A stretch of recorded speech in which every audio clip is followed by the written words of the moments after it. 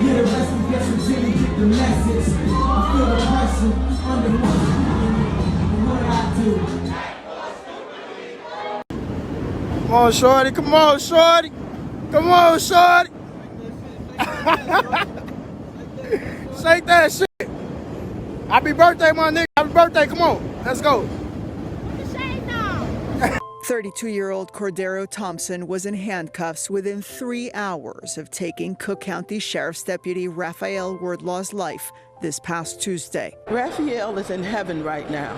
How in God's name can we have someone firing off 69 rounds at somebody in a sane society? This is the story of Rafael Wordlaw, a dedicated 31-year-old Cook County Sheriff's deputy who spent his life protecting others. He was a man of integrity, ambition, and heart, and he had a strong desire to keep his community safe.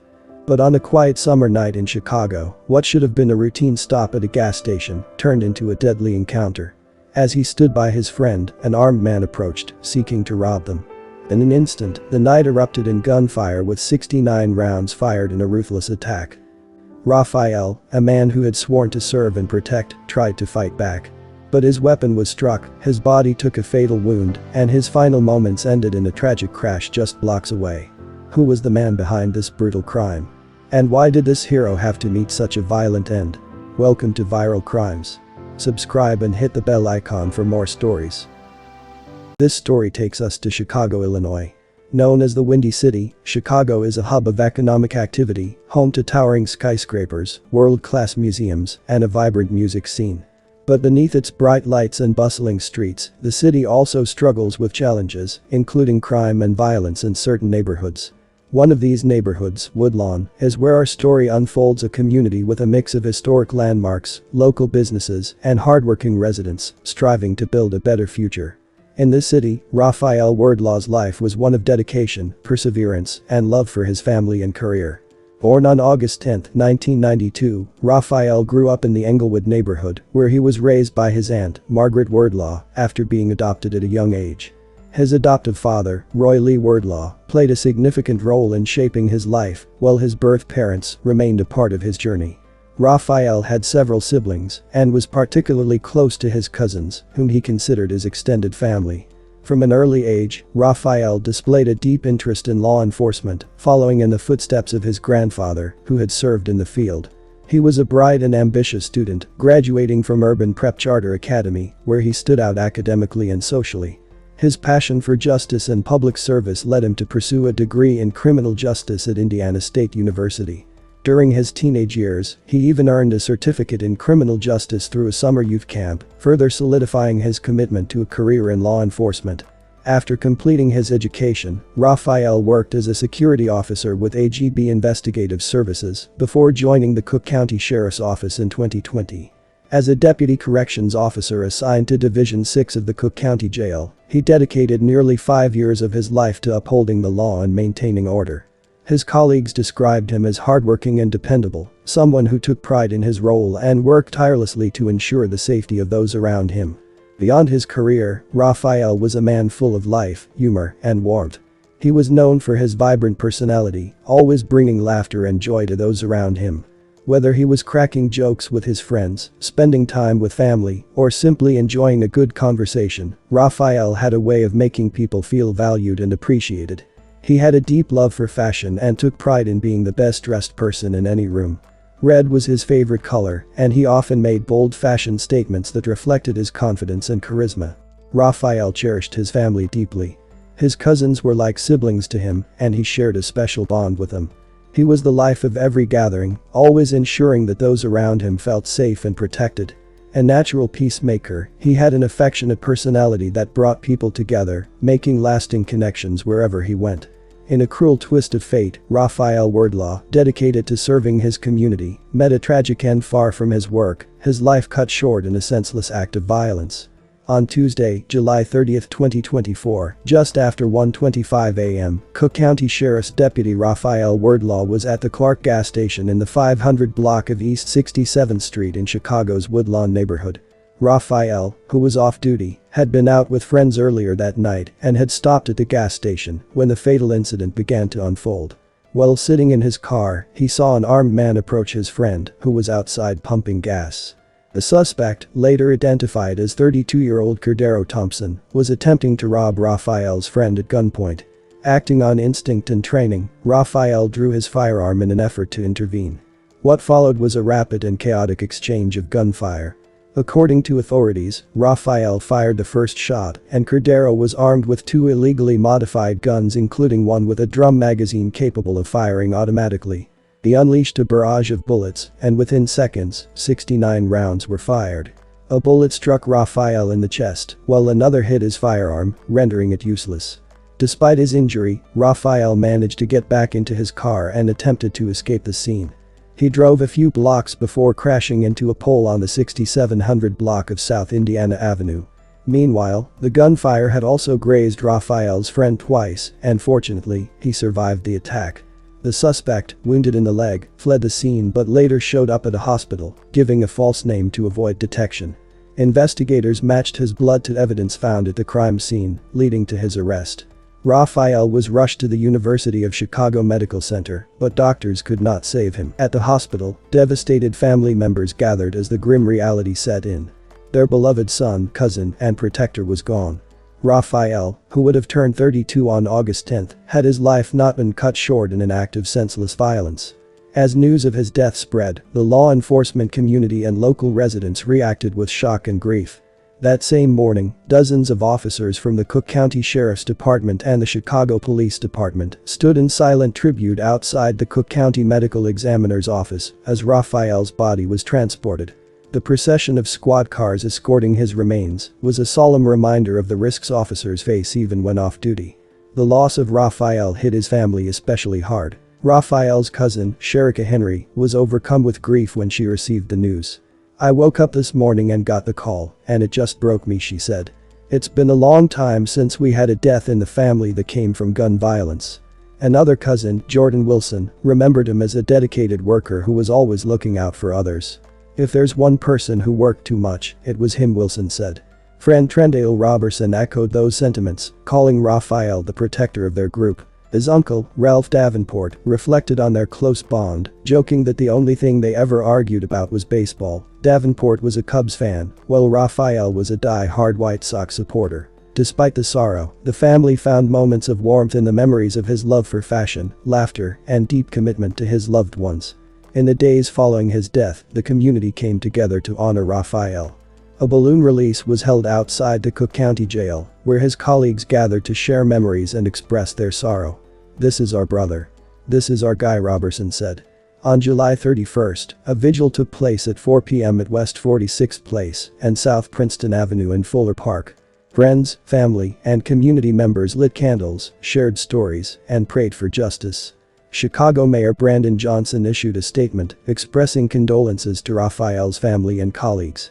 "Like all violence in the city or anywhere else, people have to be held accountable for their actions," Johnson said. He also promised to increase the number of detectives in the city, vowing to strengthen law enforcement efforts. As the investigation progressed, authorities formally charged Cordero Thompson with first-degree murder, attempted first-degree murder, attempted armed robbery with a firearm, and several other felonies. We're here this morning to announce charges against the man that shot and killed an off-duty Cook County Sheriff's Deputy, Rafael Wordlaw. This was during an attempted robbery. 32-year-old Cordero Thompson, a convicted felon and registered gun offender, is charged with multiple felonies, including first-degree murder, attempted first-degree murder, attempted armed robbery with a firearm, murder with a strong probability of death or injury, murder with other forcible felony, aggravated battery with discharge of a firearm, and unlawful use of weapon by a felon. First off, I'd like to extend my support to the family of Deputy Wordlaw. The family has to be seriously grieving right now. From what I've heard and what I've learned about Deputy Wordlaw is that he was a dedicated family man, would help anyone that he could, and he was devoted to his job. I also want to offer my support to Sheriff Dart and to the entire Cook County Sheriff's Department. Losing one of your own is never easy. It's also worse when you know that you've lost someone to senseless gun violence. We've seen this all too often. Deputy Wordlaw should have been celebrating his 32nd birthday next week. Instead, his family is now dealing with the loss of a loved one.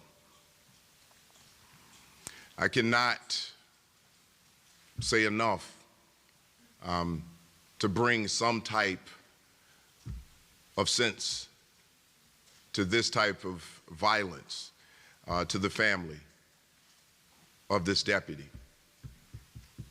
The family really has to be grieving through this type of event, and please just keep that family in your prayers. This is very frustrating. It's frustrating to see this type of violence across the city in general. Obviously, this was an individual who dedicated his life to public service, and we lost this individual. And there are people across this city as a whole who are dealing with the same types of losses. It's senseless, and it has got to stop. We honor Deputy Wordlaw by bringing his killer to justice. We want to make sure that this individual cannot destroy another life or lives, because even if it's one life that's taken, it affects the lives of everyone who knows that individual. It has a ripple effect. Hopefully we can bring the family some level of justice with what we've done here today. In the early morning hours of July 30th, Deputy Wordlaw was approached by the offender, a 32-year-old Cordero Thompson, who announced a robbery while Wordlaw was seated in his vehicle at a gas station. An exchange of gunfire ensued between Deputy Wordlaw and the offender, who fired at Deputy Wordlaw with 2 weapons simultaneously. Approximately 69 rounds were fired in total by the offender. Deputy Wordlaw fired 1 shot, striking the offender in the leg. Deputy Wordlaw was struck in the chest and subsequently fled the scene and was involved in a traffic crash. A second victim was grazed in the foot. The offender arrived at a nearby hospital for treatment for the gunshot wound he sustained and provided false information about his identity to officers who arrived at the hospital. He then left the hospital and took a ride share to another hospital where he continued to provide false information about his identity. Detectives learned about the offender's movement between hospitals and injuries consistent with video that showed the offender with a leg injury at the scene, which helped them identify him as the individual who shot Deputy Wordlaw. He was placed into custody less than 3 hours after the shooting. The investigative response team immediately conducted a gunshot residue test on the offender, which later came back positive. A DNA sample was obtained from the offender and analyzed with blood evidence that was recovered from the scene. The analysis showed the DNA was a match. Again, the partnership between everyone up here today was instrumental in securing charges. From the Area 1 detectives to the investigative response team to the ATF and the state's attorney, everyone had a crucial role to play in ensuring this offender was held accountable for his actions. I'd now like to turn it over to ATF Chicago Field Division Special Agent in Charge, Chris Ammon. Thank you, Chief, and good morning, everyone. First, on behalf of ATF, we'd like to offer our condolences to the family, friends, and colleagues of Deputy Wordlaw. Unfortunately, we stand here again today announcing murder charges against a violent felon who was prohibited from possessing a firearm.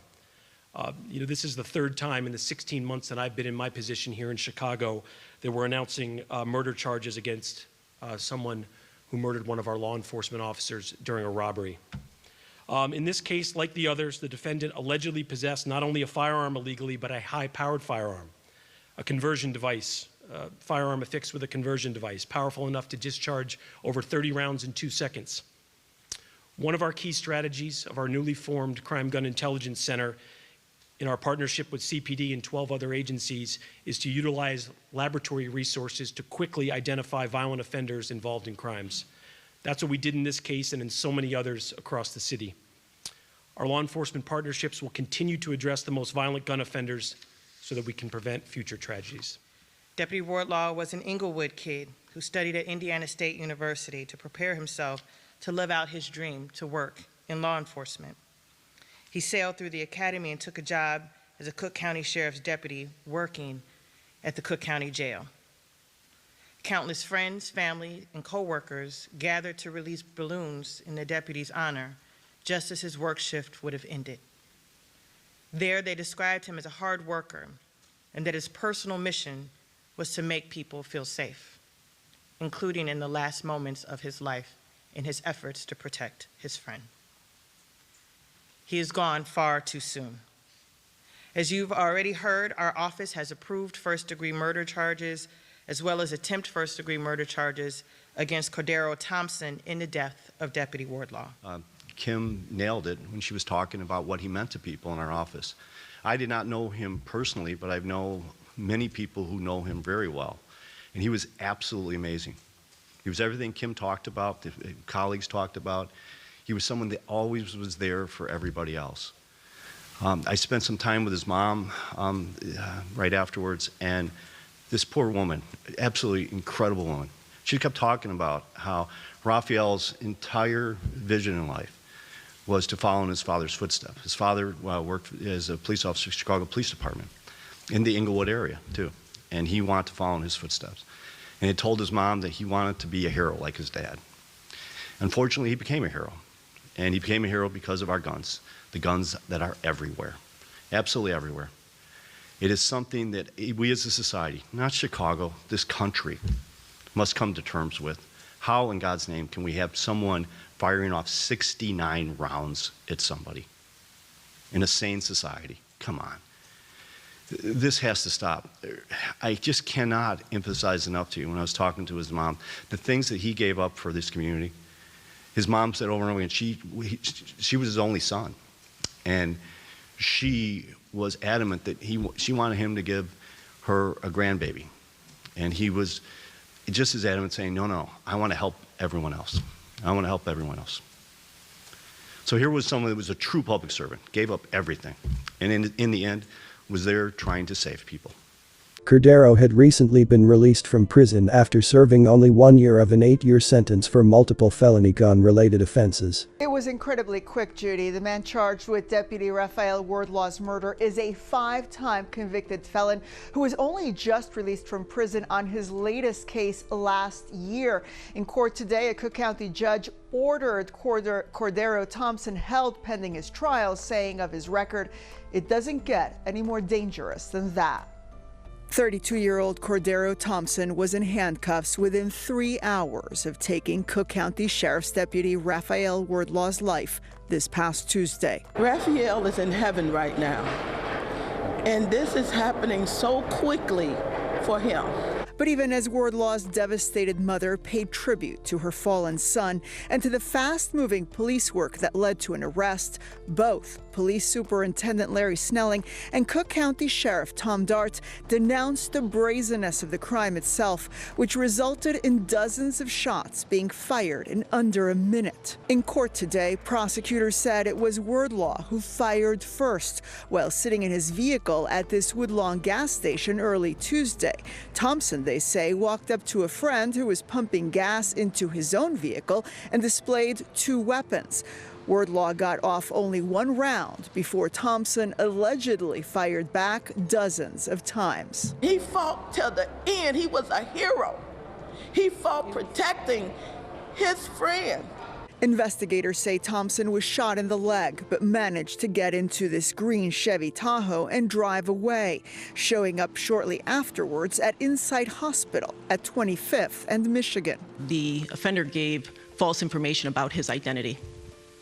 Once officers arrived to conduct an interview, he did not want to speak with the officers, and he then left. Police say Thompson had a rideshare take him to 18th and Michigan, then hopped into a second one to Northwestern. Officers arrested him within minutes of his arrival at the hospital. During his first court appearance, Cordero showed little emotion. Prosecutors detailed the overwhelming evidence against him, including surveillance footage, witness testimonies, and the ballistics report. The judge denied bail, ensuring he would remain in custody as the case moved forward. Chicago Police Superintendent Larry Snelling condemned the senseless violence and vowed justice for Rafael, called for stronger penalties against illegal gun modifications, emphasizing the horror of the crime. This is the insane society we live in, where someone can fire 69 rounds in a matter of seconds. We must do more, Dart said. As pallbearers carried Rafael's casket out of the church, officers saluted one last time. The loss was deeply felt, not just among law enforcement but throughout the community he had worked so hard to protect. As the case against Cordero Thompson progresses, Rafael's family continues to seek justice. While no conviction can bring him back, they hope that his death will serve as a reminder of the ongoing fight against gun violence in Chicago. What happened to Deputy Rafael Wordlaw was a tragic and senseless act of violence that should never have occurred. His death is a devastating reminder of the dangers that even those sworn to protect others face daily.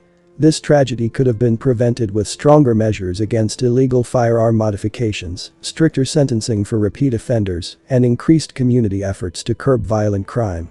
The fact that his killer had previously been released from prison despite a history of firearm-related offenses highlights the need for reform in the justice system to ensure that dangerous individuals are not prematurely put back on the streets. My condolences to Rafael's friends and family. May you continue to heal and one day find peace. Thanks for watching, and I will see you in the next video.